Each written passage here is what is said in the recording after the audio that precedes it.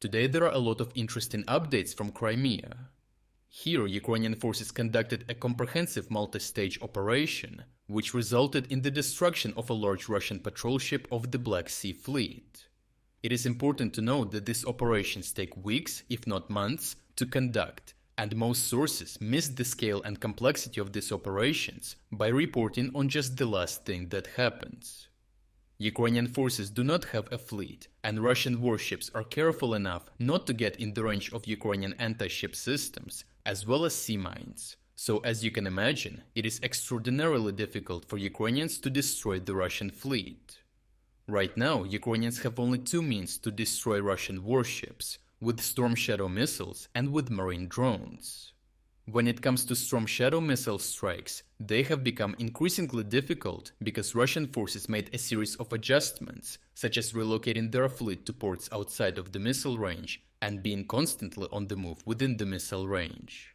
When it comes to marine drone strikes, they are difficult to conduct because most Russian ships are not only on the move, but also have radar, machine guns and aviation support at their disposal to detect and destroy the approaching drones. So catching the Russian ships involves a lot of planning. The first stage of the operation started on the 1st of March. Russian sources claim that Ukrainian forces conducted a series of strikes against Russian targets near Sevastopol, Yevpatoria, Saki and Simferopol.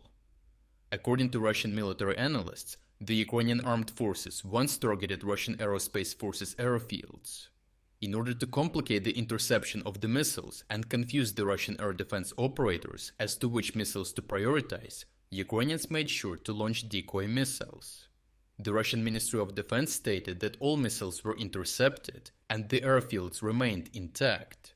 And judging by the lack of geolocated footage, it seems like this is true. This is not surprising, as in a previous strike, Ukrainians managed to hit Russian airfields, so it was expected that Russian forces would adjust. However, given the scarcity of air defense systems, Ukrainians understood that by improving air defense in one region, Russian forces necessarily created a hole in another region. That is why 2 days later, Ukrainians launched a completely different strike in a completely different region. The second stage of the operation involved a massive drone attack in the central part of Crimea. Russian sources reported that Ukrainians launched 38 drones of various types. What is interesting is that all drones were targeting the same area, Feodosia. Now, as you might still remember, Russian forces have relocated a substantial portion of their Black Sea fleet from Sevastopol to Feodosia to increase the distance and complicate Ukrainian strikes. However, the town is still within the range of S-200 missiles, and given that Ukrainians launched so many drones in this direction, Russian forces understood that Ukrainians were purposefully unloading and overloading the Russian air defense to open the sky for the missiles. In anticipation of the missile strike, Russian forces started moving their ships as it is the easiest precautionary measure against missile strikes. However, by avoiding keeping ships in the bay, Russian forces necessarily exposed their ships to marine drone strikes, which is exactly what was the next Ukrainian move. Today, Ukrainian forces conducted a marine drone strike on a large Russian patrol ship near Feodosia. Ukraine's main military intelligence directorate reported that they successfully attacked the warship using Magura Y-5 naval drones, inflicting severe damage on the port and starboard sides of the ship, killing 7 sailors and wounding 6. Moreover, Ukrainian sources noted that the warship had either a K-29 or K-27 helicopter on board, which Ukrainian forces destroyed along with the ship.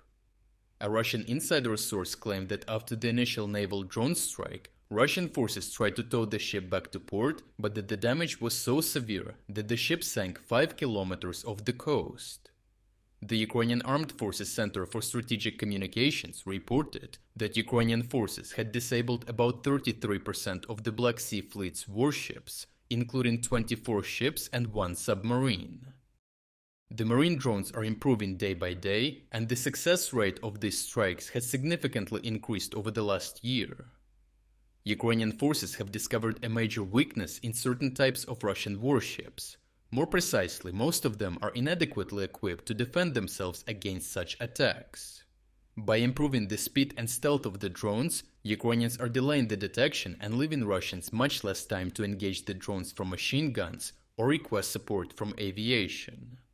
The destruction of the ships is important not only for achieving the long-term objective of liberating Crimea, but also for the medium-term objective of forcing Russians to split their military budget and spend money and resources on fixing or building ships instead of other military equipment that would be more useful on the front.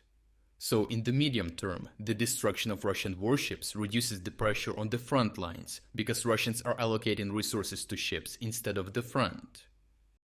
If you're against the invasion of Ukraine and you want to support the work that I am doing, consider making a purchase in the online store UA Supporter.